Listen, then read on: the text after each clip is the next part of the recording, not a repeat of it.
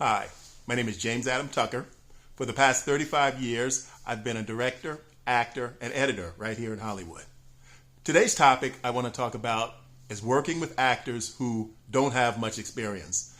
Over the years, I've worked with actors who were classically trained, actors who studied in college, actors who have studied in private institutions, and I've worked with a lot of actors who didn't have that much experience. I kind of pride myself also as a director working with what I would call an actor's point of view. So one of the things I do when I first start working on a project, if I know one of my actors or two of my actors that I really want to work with don't have that much experience, I am a director who likes to rehearse.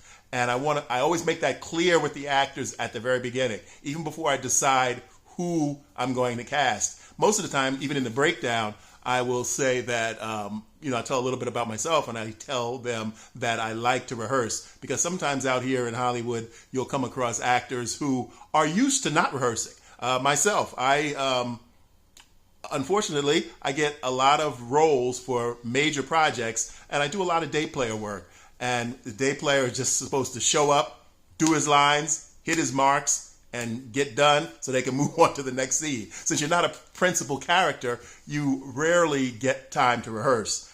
So that's how most actors out here, the majority of actors, I guess, out in Hollywood, work with that day player mindset. So they don't expect to rehearse. They don't expect to set time aside to rehearse. So that's why I make them aware at the very beginning that if we are going to work together, I have this expectation that you are going to spend some time rehearsing on your own, maybe rehearsing with your scene partners who you have scenes with. And depending upon the role, most of the time I rehearse with the larger main actors. So what I'll do is, here's a little bit of my mindset on that. I will get maybe my lead actors together and we will do what's called a table reading.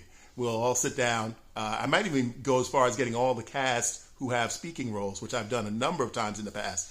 And we all just sit there, relax, talk a bit, blah, blah, blah, blah, have some drinks, and we just read through the script. We're not trying to do any kind of big performance or anything like that. No stage movements or screen movements, anything like that. We're just reading the dialogue. And then I usually get someone to read the action part of the script so that it can just continue to move along.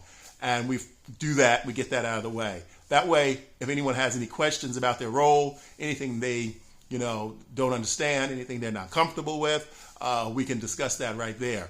But as far as rehearsing, what I do is I put small groups together of the actors who I want to rehearse the scenes. Now, I don't rehearse every scene, but I rehearse the scenes that I feel are the meaty part of the script or the major story points. So I'd get together with a group of the actors and we would agree in advance how many rehearsals we're going to have. Most of the time, I don't want to monopolize people's time, and I expect them to be professionals and to rehearse on their off time. We usually have, the table read, and then I try to get my major actors to commit to 3 rehearsals. And their rehearsal could be anywhere between an hour and 2 hours, so it's not really a big commitment of time. But I want them to do the work at home, and I always encourage them to develop their character, because everything about the character is not written in the script. That's where the actor's experience or the actor's commitment to the project comes in. If they are going to develop a background for their character, where they went to school, who their parents are. A lot of this stuff sounds like it might not be important, but it is very important to have a full-fledged life for your character to make them believable. Him or her believable. So we get together maybe at the first rehearsal and we'll do, scenes. We'll do part of the scene. If it's a long scene, I might break the scenes down, because a lot of times I break scenes down even when I'm shooting them.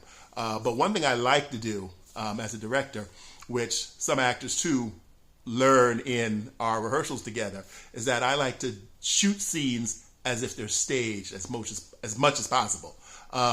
If it's staged, when I say staged like a stage play. I love to have big masters. As long as I can get a master to go, it's an enjoyment of me, I guess because of my theater background. It's enjoyable to let the actors actually live in the scene. And you can do that more when you're going through the whole scene as opposed to, shooting all your cut-ins, close-ups, cutaways. We do that stuff later. But I love to always shoot a gigantic master. And sometimes I'll shoot a gigantic master even if I know I can't use that much of it. Even if I know that I can only use maybe the beginning or the middle or the end, I will shoot the whole master. So that's one of the things I tell my actors when we're rehearsing and when we're planning to shoot. I want them to be completely off book.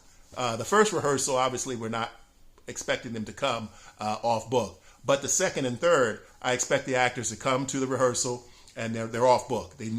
By off book, I mean they know their lines. They know their lines just like I'm talking to you right now. That's something that I always use. I'll talk to the actors. I'll take them aside or I'll talk to them in a group and I'll start talking. And if you watched any of my videos, you see that I have no shortage of words. I can just go on and on and on. I stumble over whatever, but I just keep going. So I talk to the actors and I tell them, I want you to be able to deliver these lines like I'm talking to you right now, like these are your own words.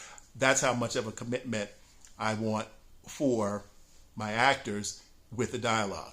Now, I don't mind if they change words here and there, and I will tell them that, but we want to keep the context of the script to the way it is. Now, they can't change lines if it's some kind of story, some kind of story device that we have to have in the script. So, that's a lot of that stuff is right there in the script, and that, if you're supposed to say this at this point, because 2 scenes later, they're going to refer to it, those things can't be changed.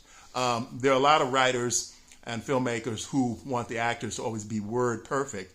I'm kind of on the border of that. I love having the dialogue, especially if it's something that I've written and I really like it.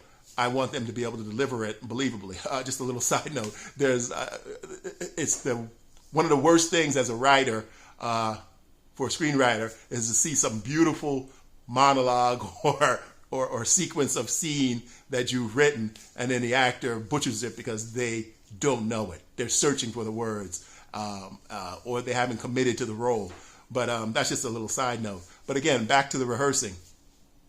I really want the actors to become familiar with each other and work off of each other and truly listen. That's one of the key secrets to believable performance, is that you can tell when an actor is really listening to the scene partner and not just waiting for the chance to say their dialogue.